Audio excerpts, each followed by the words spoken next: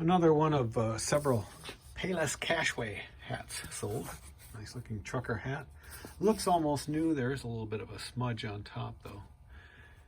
As stated in the listing, and this sold for $9.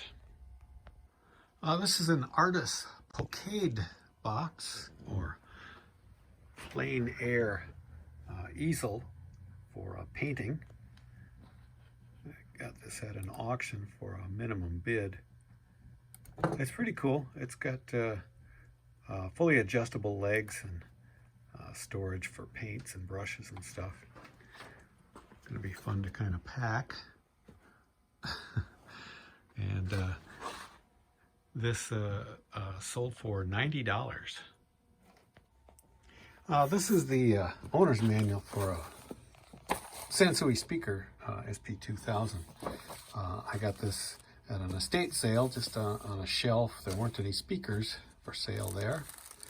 And it's got all this neat stuff. A cleaning cloth. Everything that came with the speakers when they were new. And I got two of them actually. And this is the first one to sell, and it went for $20.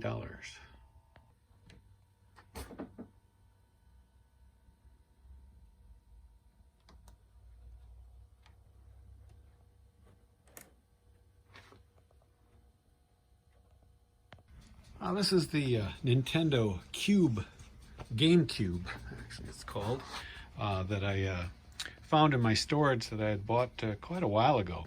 Came with a bunch of controllers, and so I'm including two of them. These aren't actually Nintendo made controllers, they're aftermarket, and they kind of cool, they light up. And these two games are not worth much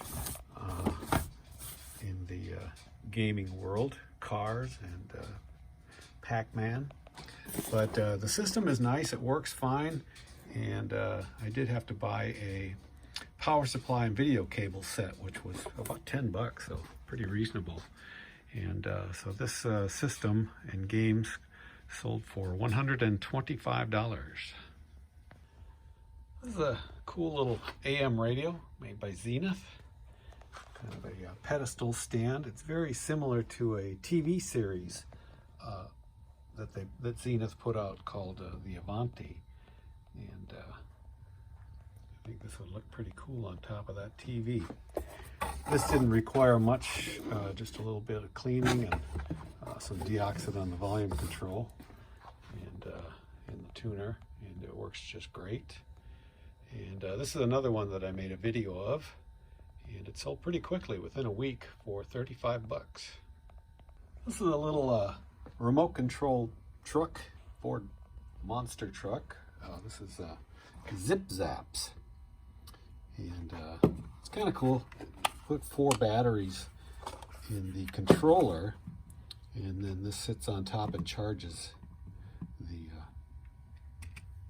car or truck. And it goes forward and backwards, has lights. Kind of a cool little deal. And this sold for $100. 'Tis the season for these live edge nut bowls. And I find these are at garage sales. I usually pick them up if they're under $5. And this one sold for $25. This hardcover book is covers the Norman impact on England, William the Conqueror. And I actually bought this 7 years ago. It's been up on eBay that long. It was part of a book lot, and I put it up for $30, and it finally sold. It's Monday morning after Thanksgiving, after a trip down to Colorado. Left last Wednesday and sold a couple of stereo systems on the way down, including this Lloyd's. Actually picked this up at a garage sale. It was hiding behind some stuff, and they said, "Oh, that's not for sale, it doesn't work." And I said, I just inquired a little more about it, and they said I could have it. So I cleaned it up, got it all working, and it sold for $185. And this is the second stereo that sold last Wednesday. This is a clarinet made by Realistic, sold by Radio Shack. And this I bought along with a bunch of other stereos similar to this, and did the regular service job on it, and paired it up with a couple of nice speakers, and it sold for $200. I had some leftover Hot Wheels parts. These are track connectors for the old 70s Hot Wheel tracks, and a couple of, or half a dozen of these short pieces of track. And I lotted these up together, and they sold for 20 bucks.